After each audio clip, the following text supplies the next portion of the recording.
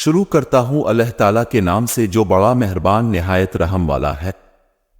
حضرت داؤد علیہ السلام کی قوم کے 70,000 افراد سمندر کے کنارے ہیلا نامی بستی میں رہا کرتے تھے۔ ان لوگوں کو اللہ تعالیٰ نے ہزاروں نعمتوں سے نوازا تھا، لیکن جب راحت اور سکون آیا تو یہ لوگ اللہ تعالیٰ کی عبادت سے محروم ہو گئے اور انہوں نے نافرمانی شروع کر دی۔ تو یوں اللہ تعالیٰ نے ان کو خبردار کیا کہ ہفتے میں ایک دن ہفتے کے دن شکار نہ کیا کرو، اتوار سے لے کے جمعہ تک جتنا شکار پکڑنا ہے پکڑ لو، لیکن ایک دن اللہ تعالیٰ کی عبادت اور مخلوقات کے امن کے لیے رکھ لو۔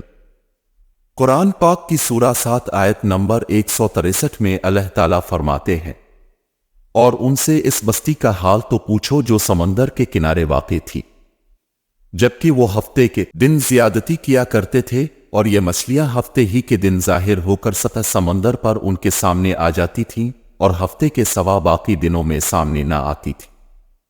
یہ اس لیے ہوتا تھا کہ ہم ان کی نافرمانی کی وجہ سے ان کو امتحان میں ڈال رہے تھے۔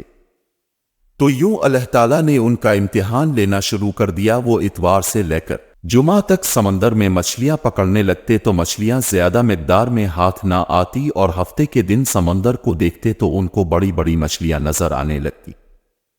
ان لوگوں میں سے ایک شخص کو شیطان نے ورغلایا کہ پریشان کیوں ہوتے ہو، میری ترکیب پہ عمل کرو، تم شکار سے کبھی محروم نہیں رہو گے۔ تو بس شیطان کے کہنے پر اس شخص نے ہفتے کے دن کانٹا لگا کے ڈوری کو سمندر میں ڈال دیا تاکہ مچھلیاں پھنسے، اور شیطان نے کہا تم اس مچھلی کو اتوار کے دن نکالنا، اور یوں ہفتے کی حرمت بھی باقی رہے گی اور تمہارا شکار بھی ہو جائے گا۔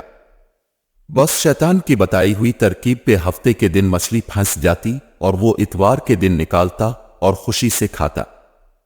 جب آس پاس کے لوگوں نے پوچھا تو ان کو بھی یہی ترکیب بتانے لگا، اور یوں اس قوم کے کچھ لوگ ہفتے کے دن مچھلی پکڑنے کے لیے جال پھینکتے اور اتوار کے دن نکالتے، اور کچھ نے تو اس سمندر میں سے نالیاں بنا کے چھوٹے چھوٹے تالاب بنا دیے تاکہ اگلے دن جیسے ہی مچھلیاں یہاں سے گزرے تو ان تالاب میں پھنس جائیں اور ہم اتوار کو ان مچھلیوں کو نکال کے پکا کے کھائیں۔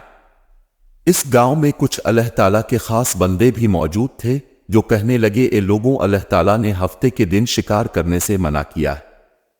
یہ جو تم جال پھینک دیتے ہو یا چھوٹے چھوٹے تالاب بناتے ہو، ان میں ہفتے کے دن اگر مچھلی پھنس جاتی ہے تو یہ شکار ہفتے کے دن کا ہوگا۔ اللہ تعالیٰ کے عذاب سے ڈرو اور اس کی نافرمانی نہ کرو۔ وہ لوگ ان نیک لوگوں کا مذاق اڑانے لگے کہ ہماری جو مرضی ہوگی ہم وہ کریں گے۔ اب اس بستی میں 3 گروپ بن گئے۔ ایک گروپ جو نافرمان لوگوں کی بار بار اصلاح کرتے، دوسرے وہ جو ان لوگوں سے نفرت کرتے اور خاموشی اختیار کیے ہوئے تھے، اور تیسرے وہ جو گمراہ ہو کر اللہ تعالیٰ کی نافرمانی کر رہے تھے۔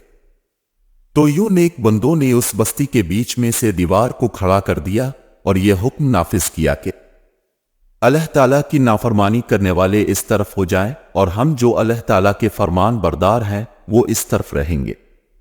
وہ سب لوگ بار بار ان سے کہتے رہے کہ اے لوگوں، اللہ تعالیٰ سے ڈرو، قوم سمود اور قوم لوط کا جو حشر ہوا اس کو یاد کرو، اور اپنے رب کی نافرمانی نہ کرو ورنہ تم پر بھی کوئی عذاب آ جائے گا۔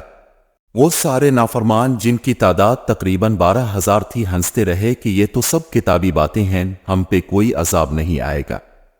بس جیسے ہی وہ گروہ 2 حصوں میں تقسیم ہو گیا، اللہ تعالیٰ کے فرمانبردار بندے دیوار کے اس طرف تھے اور وہ نافرمان بندے جو دیوار کے اس طرف تھے، وہ پوری رات ہنستے رہے اور مذاق اڑاتے رہے، جبکہ اللہ تعالیٰ کے خاص بندے دیوار کے اس طرف اپنے رب سے معافی مانگنے لگے، اور جیسے ہی صبح ہوئی وہ نیک انسان اٹھے، انہیں دیوار کے اس طرف سے کسی انسان کی آواز نہیں آ رہی تھی۔ وہ جیسے ہی دیوار چڑھ چڑھ کر اس طرف دیکھنے لگے تو سارے کے سارے لوگ بندر کی شکل میں تبدیل ہو چکے تھے اور بندروں کی حرکتوں کو انجام دے رہے تھے۔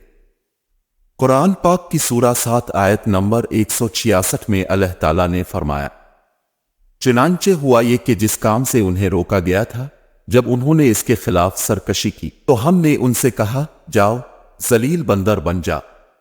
وہ جو لوگ دیوار سے ان بندروں کو دیکھنے لگے تو ان نیک لوگوں میں سے جو ان کے رشتہ دار تھے، انہوں نے کپڑوں سے اپنے اپنے رشتہ داروں کو پہچانا اور چیخ چیخ کے رونے لگے اور اللہ تعالیٰ سے معافی مانگنے لگے۔